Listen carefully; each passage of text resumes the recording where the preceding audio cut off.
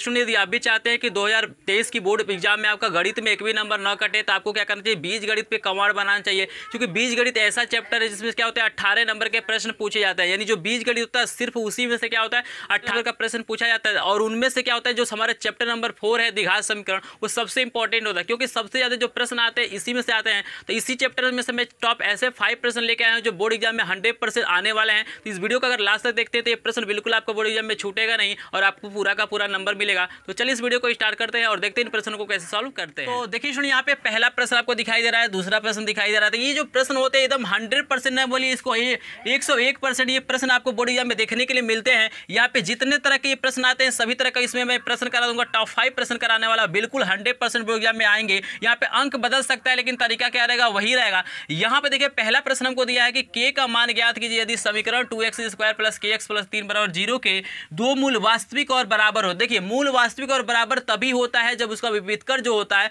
विविधकर का मतलब होता है जो d का मान होता है वो क्या होता है 0 होता है। और आप जानते हैं कि यहाँ पे फार्मूला जो होता है d बराबर होता है b² - 4ac होता है, सबको पता है। तो इस पॉइंट को याद रखेंगे। जब भी बोलता है कि मूल समान हो, मूल क्या है वास्तविक हो या बराबर हो, तो ऐसे कंडीशन में क्या होता है d का मान क्या होता है 0 के बराबर होता है। तो सबसे पहले दिए हुए समीकरण को हम लिखते हैं। समीकरण दिया हुआ है 2x² + kx और +3 बराबर हमको 0 दिया हुआ है। यहाँ पे लिखेंगे कि दिए हुए समीकरण को ax² + bx + c = 0 से तुलना करने पर तो देखिए ये जो होता है आपका ax² + bx + c = 0, ये स्टैंडर्ड फार्मूला होता है, द्विघात समीकरण का स्टैंडर्ड फार्मूला होता है। जिससे जब तुलना करेंगे तो यहाँ पे देखिएगा a के जगह पे यहाँ पे क्या दिया हुआ है 2 दिया हुआ है, b के जगह पे आपको k दिया हुआ है और यहाँ पे देखेंगे तो c के जगह पे आपको 3 दिया हुआ है। देख रहे हैं, अब ये मान निकल गया। अब लिखेंगे यहाँ पे आपको लिखना है चूंकि, यहाँ पे लिखना है चूंकि मूल वास्तविक और बराबर हैं, इसलिए क्या होगा जो d का मान क्या होगा 0 के बराबर होगा। यानी d का मान होता है b² - 4ac बराबर क्या हो जाएगा 0 हो जाएगा। b का मान यहाँ पे पुट करिए, b का मान k है तो यहाँ पे लिखेंगे k का स्क्वायर और -4 गुणे a की वैल्यू कितना दिया हुआ है 2 और c के वैल्यू दिया हुआ है 3 बराबर 0 हो जाएगा। यहाँ पे आपका हो जाएगा k² 4 दूनी 8 तरीके क्या हो जाएगा 24 हो जाएगा। यहाँ पे जब पक्षांतर करेंगे तो यहाँ पे k बराबर आपका हो जाएगा कड़ी में 24। देख रहे हैं ना, कड़ी में क्या हो जाएगा 24 हो जाएगा। क्योंकि ये माइनस है, यहाँ पे 0 कर लेते हैं, ये माइनस से इधर जाएगा तो प्लस हो जाएगा। और 24 का तो वैसे वर्गमूल निकलेगा नहीं, लेकिन इसको हम लोग लिख सकते हैं k बराबर यहाँ पे लिख सकते हैं 2 कड़ी में 6। देख रहे हैं ना, ये कितना हो जाएगा 2 कड़ी में 6, क्योंकि ये 2 हो जाएगा तो 2 दूना 4, 6 को 24 हो जाएगा। तो यही क्या हो जाएगा k का मान हो जाएगा। आई होप आपको ये प्रश्न समझ में आ गया होगा और इस तरह से प्रश्न को सॉल्व करेंगे तो आसानी से सॉल्व हो जाएगा। अब देखिए इसी पे आधार पे एक और प्रश्न पूछता है, आपसे प्रश्न पूछ सकता है यदि समीकरण यहाँ पे 2 समीकरण दे सकता है और कहेगा कि मूल क्या है वास्तविक है, तो k का मान क्या करना हमें ज्ञात करना है। ठीक है ना, तो चलिए इसके बाद इसका स्क्रीनशॉट लीजिए और देखते हैं प्रश्न नंबर 2 का सोल्यूशन कैसे करते हैं। ये जो प्रश्न है बिल्कुल प्रश्न आएंगे बोर्ड एग्जाम में, इसीलिए इसको ध्यान से देखिएगा। तो चलिए 2 का सोल्यूशन देखते हैं।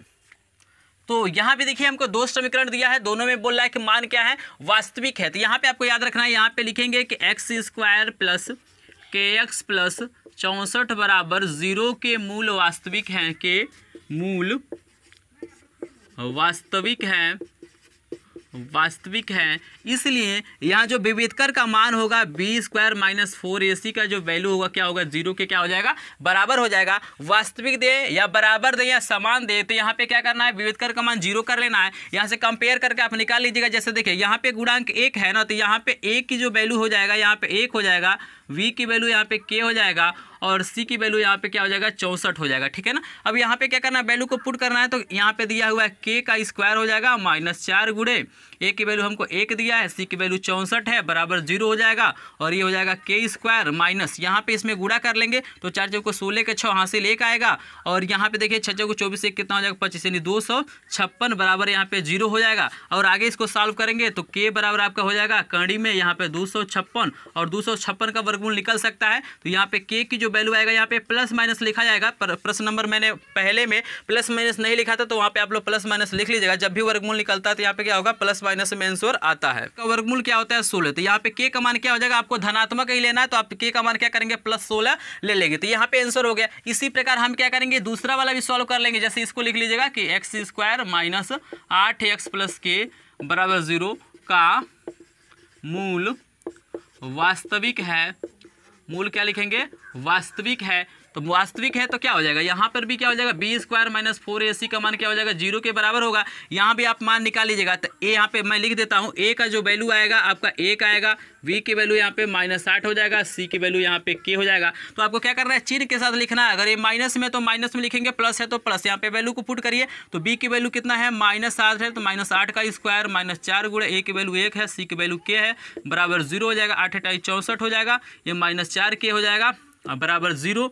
और यहाँ पे देखिए इसको इधर ही छोड़ दीजिए, -4 के यहाँ पे बराबर आपका 64 हो जाएगा। ये माइनस में, जैसे ये प्लस है तो इधर जाएगा तो माइनस हो जाएगा, माइनस से माइनस कट जाएगा, ये 4 से काटिए जाएगा, 4 एकम 4 और 4 छक्के 24, 16 चौको 64 होता है, यानी के बराबर आपका हो जाएगा यहाँ पे 16 बराबर 16 हो गया। तो यहाँ पे देखिए इसका वर्गमूल नहीं निकलेगा, यही क्या हो जाएगा, आंसर हो जाएगा। तो आई होप आपको समझ में आ गया हो। जब भी वास्तविक देगा और बराबर देगा तो इस तरह से हम क्या करेंगे, इसके मान को निकाल लेंगे। तो ये था प्रश्न नंबर 1 और प्रश्न नंबर 2 था। काफी इंपॉर्टेंट प्रश्न था, 100% चांस है इस प्रश्न को आने के लिए। चलिए कुछ और प्रश्नों को देखते हैं कि जो हमारे बोर्ड एग्जाम में आने वाले हैं। तो एक बार स्क्रीनशॉट लीजिए, फिर देखते हैं अगला प्रश्न का सॉल्यूशन कैसे करते हैं। तो देखिए हमारे सामने प्रश्न नंबर 3 काफी इंपॉर्टेंट प्रश्न है। आपसे पूछ सकता है प्रश्न के निम्नलिखित समीकरणों का गुणनखंड विधि से क्या करना है, हल करना है। तो गुणनखंड विधि का मतलब जानते हैं कि मध्य पदों को तोड़ के गुणनखंड करना है। लेकिन सिंपल अगर दिया रहता है इसको लोग सॉल्व कर लेते हैं, लेकिन करनी वाले में क्या होता है, फंस जाते हैं। यहाँ पे मैं ट्रिक बताऊंगा, तरीका बताऊंगा कि कैसे आपको करनी वाले को करना है। तो यहाँ पे आपको तरीका है कि पता है कि ये शुरू वाले और लास्ट वाले का गुणा करते हैं तो 3 दूना हो जाएगा 6, यानी गुणा करने पे हमें 6 लाना है और ये चिन्ह देखा जाता है लास्ट वाले के साथ। जोड़ने पे कितना लाना है, 2 कड़ी में 6। देखिएगा गुणा करने पे हमें 6 लाना है और जोड़ने पे लाना है 2 कड़ी में 6। तो यहाँ पे देखिएगा कौन सी ऐसी संख्याएं हैं जिनका हम लोग क्या करेंगे, गुणा करेंगे तो 6 आएगा और जोड़ेंगे तो हमारा 2 कड़ी में 6 आ जाएगा। तो देखिएगा कड़ी में 6 प्लस कड़ी में 6, देखिएगा कड़ी में 6 प्लस कड़ी में 6 आपका यहाँ पे 1 है, यहाँ भी 1 है, आपका हो जाएगा 2 कड़ी में 6 जोड़ने पे आ जा रहा है। और अगर गुणा करते हैं तो कड़ी में 6 गुणे कड़ी में 6 क्या हो जाएगा, आपका 6 हो जाएगा, कड़ी हट जाएगा। देख रहे हैं ना, इस तरह से आपको निकाल लेना है। यानी यहाँ पे आपको लिखना है क्या, यहाँ पे लिखेंगे कि 3x स्क्वायर माइनस 2 कड़ी में 6x प्लस 2 = 0। और यहाँ पे लिखेंगे 3x स्क्वायर माइनस, इसके जगह पे हम लिख सकते हैं कड़ी में 6 प्लस कड़ी में 6, यहाँ पे x लिख देंगे प्लस 2 लिख लेंगे बराबर 0। यानी देखिएगा इसको हम तोड़ दिए हैं, मध्य पदों को तोड़ दिए हैं 2 भागों में, जोड़ेंगे तो हमारा इतना आ जाएगा। चूंकि आगे माइनस है तो मान में कोई परिवर्तन नहीं हो रहा है। यहाँ पे लिखेंगे 3x स्क्वायर, आगे माइनस है, गुणा करेंगे तो दोनों का चिन्ह बदल जाएगा और x इसके साथ आ जाएगा। यानी माइनस हमारा क्या हो जाएगा, कड़ी में 6x माइनस कड़ी में 6x प्लस 2 बराबर 0। आप चाहें तो डायरेक्ट इसको ना लिख के इसको लिख सकते हैं, क्योंकि इसको जोड़ेंगे तो इतना आ जाएगा, ठीक है ना। अब दोनों में सबसे बड़ी चीज़ यहाँ पे होती है कि कॉमन क्या है। अब यहाँ पे आपको समझना है कि कॉमन क्या है। तो यहाँ पे देखिए आपको सिर्फ x नजर आ रहा है, लेकिन ऐसा आपको नहीं करना है। यहाँ पे आपको क्या करना है, 3 को आप लिख सकते हैं कड़ी में 3 गुणे कड़ी में 3, x स्क्वायर को वैसे लिख दीजिए। यहाँ पे देखिए जैसे कड़ी में 3 गुणे कड़ी में 3 क्या हो जाएगा, 3 हो जाएगा। उस तरह से कॉमन नहीं नजर आ रहा है। यहाँ पे तो x कॉमन नजर आ रहा है, लेकिन x लेंगे तो आपका आंसर नहीं आने वाला है। यहाँ पे कुछ कॉमन नहीं नजर आ रहा है, तो इसको तोड़ लेना है। जैसे 3 को लिख सकते हैं कड़ी में 3 गुणे कड़ी में 3, x स्क्वायर लिख दीजिए,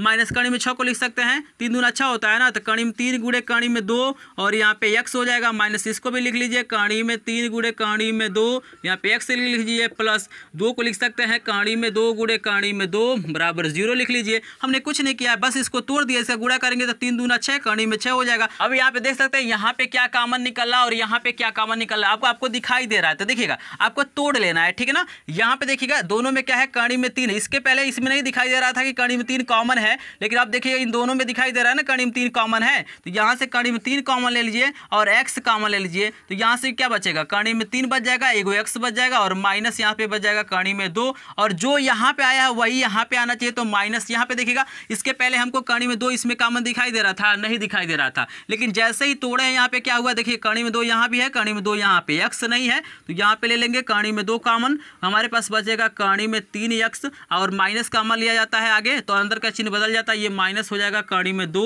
= 0। अब देखिएगा दोनों में क्या होगा, कड़ी में 3x माइनस कड़ी में 2, कड़ी में 3x माइनस कड़ी में 2, दोनों में बराबर आ गया ना। जब तक बराबर नहीं आएगा तब तक हमारा क्या होगा, सवाल ये सही नहीं हो गया। अब चलिए इसके बाद यहाँ पे सॉल्व करते हैं। शेष पार्ट को मैं यहाँ पे लिख देता हूँ ताकि आपको इजीली दिखाई दे। यहाँ पे हमारा कॉमन क्या है देखिएगा, यहाँ पे है कड़ी में 3x और यहाँ पे क्या है माइनस कड़ी में 2। ये हमारा कॉमन जब निकल जाएगा तो जैसे देखिएगा ये भी इसमें है, ये भी है, तो ये निकाल लेंगे तो यहाँ से क्या बचेगा, कड़ी में 3x बचेगा, यहाँ पे माइनस कड़ी में 2 बचेगा, यानी यहाँ पे बचेगा कड़ी में 3x माइनस कड़ी में 2 इक्वल टू 0। और देखिएगा दोनों एक ही है तो दोनों को अलग अलग 0 के बराबर लिख सकते हैं, यानी कड़ी में 3x माइनस कड़ी में 2 बराबर 0 हो जाएगा और कड़ी में 3x माइनस कड़ी में 2 बराबर 0 हो जाएगा। यहाँ पे x की वैल्यू ये माइनस है, इधर जाएगा तो प्लस हो जाएगा, ये गुणा है तो इधर जाएगा तो भाग हो जाएगा। एक मान ये निकल गया और यहाँ पे भी सेम टू सेम मान निकलेगा, चूंकि दोनों क्या है हमारा एक ही है, तो यही हमारा क्या हो जाएगा आंसर हो जाएगा। तो आई होप आपको ये प्रश्न इजीली समझ में आ गया होगा। अगर प्रश्न समझ में आ गया तो एक बार वीडियो को लाइक कीजिएगा, चैनल पे नए हो चैनल को सब्सक्राइब करेंगे,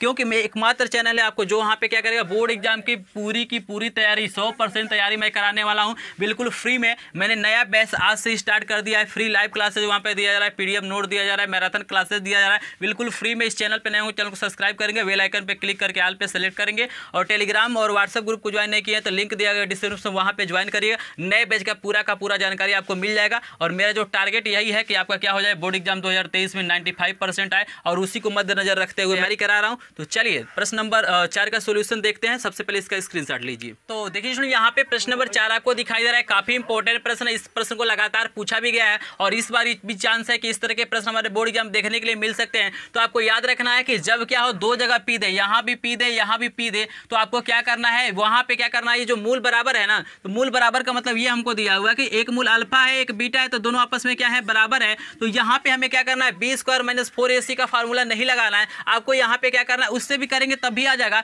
सबसे आसान तरीका है कि अल्फा प्लस बीटा मूलों का योगफल वाला फार्मूला लगा लीजिए। मूलों का योगफल वाला फार्मूला होता है -b बटा क्या होता है a होता है। यहाँ पे देखिएगा आपको दिखाई दे रहा है ये जो मान है आपका a की जगह पे हमको p दिया हुआ है और यहाँ पे b के जगह पे आपको दिया हुआ है ये पूरा मान दिया हुआ है x को छोड़ के -2 कड़ी में 5p दिया हुआ है और c के जगह पे दिया हुआ है 15। तो c से यहाँ पे मतलब नहीं है। यहाँ पे देखिएगा अल्फा प्लस बीटा बराबर b का मान कितना दिया हुआ है -2 कड़ी में 5p दिया है, तो माइनस माइनस क्या हो जाएगा प्लस हो जाएगा, यह हो जाएगा आपका 2 कड़ी में 5p बटे a का मान p दिया है, यहाँ से p से p कट जाएगा, आपका हो जाएगा अल्फा प्लस बीटा बराबर हो जाएगा 2 कड़ी में क्या हो जाएगा 5 हो जाएगा। समझ रहे हैं ना। यहाँ पे कह रहा है कि हमें क्या करना है p का मान निकालना है, आसानी से इसको हम लोग निकाल सकते हैं। इसके बाद देखिएगा ये दोनों आपस में बराबर हैं तो इस अल्फा के जगह पे बीटा लिख सकते हैं या बीटा के जगह पे अल्फा लिख सकते हैं, इसमें कोई हमको दिक्कत नहीं है। तो हम क्या करते हैं यहाँ पे बीटा के जगह पे अल्फा लिख लेते हैं, यानी अल्फा प्लस अल्फा बराबर हो जाएगा 2 कड़ी में 5। क्लियर है, कोई दिक्कत नहीं है भाई,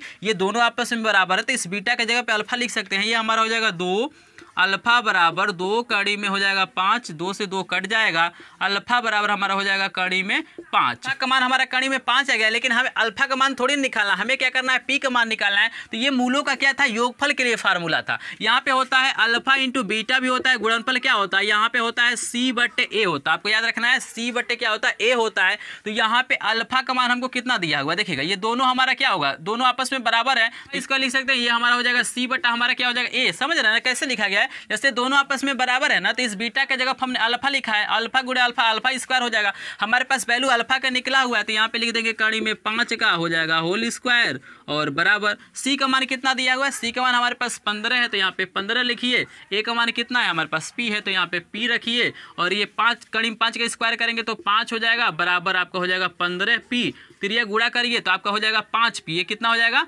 5p बराबर 15, 5 से काटिए 5 3 15, यानी जो हमारा p की वैल्यू यहाँ पे आ जाएगा 3 हो जाएगा। तो यही हमारा क्या हो जाएगा आंसर आएगा। आप लोग क्या करेंगे इस फार्मूले से भी करके देख लीजिएगा b² - 4ac बराबर 0, इससे भी आ जाएगा मान, ठीक है ना, इसमें कोई दिक्कत नहीं है। यहाँ पे हो सकता है कि द्विघात समीकरण बने और उससे क्या करना पड़ेगा इसको सोल्यूशन करना पड़े, तो इससे भी करके देख सकते हैं। एक नया तरीका भी मैंने आपको बता दिया। अगर ये वीडियो पसंद आए तो वीडियो को लाइक कीजिएगा। एक प्रश्न और मैं बता देता हूँ कि जो 100% बोर्ड एग्जाम में पूछे जाते हैं, जैसे आपको पता है कि 6 से 7 सेट बनता है, किसी न किसी सेट में वो प्रश्न आता है। ये देखिएगा आपको स्क्रीन पे दिखाई दे रहे हैं नाव वाले प्रश्न, देख रहे हैं धारा और नाव पे आधारित ये प्रश्न, 2 प्रश्न आपको दिखाई दे रहे हैं। कोई ना कोई प्रश्न पूछ लिया जाता है तो इसका सोल्यूशन मैंने ऑलरेडी बताया, तो इन दोनों प्रश्नों का सोल्यूशन का लिंक मैं डिस्क्रिप्शन में डाल दे रहा हूँ, वहां से जाके इन प्रश्नों को देख लीजिए। बिल्कुल मैंने आसान तरीके से बताया है कि किस प्रकार से आपको धारा की चाल को मानना है, कैसे नाव की चाल को मानना है, कैसे समीकरण बनाना है, कैसे समीकरण को हल करना है। तो एक बार विजिट करिएगा, नाव वाले जो भी प्रश्न आपको बिल्कुल 100% समझ में आ जाएंगे। तो आई होप आपको प्रश्न समझ में आ गया होगा। ये 5 प्रश्न देख लीजिए, 100% बोर्ड एग्जाम में ये प्रश्न आते हैं। तो अभी तक आपने चैनल को सब्सक्राइब नहीं किया तो चैनल को सब्सक्राइब कर दीजिए, वीडियो को लाइक नहीं किया तो वीडियो को लाइक कीजिएगा, टेलीग्राम ग्रुप को ज्वाइन कीजिए, व्हाट्सएप ग्रुप को ज्वाइन कीजिए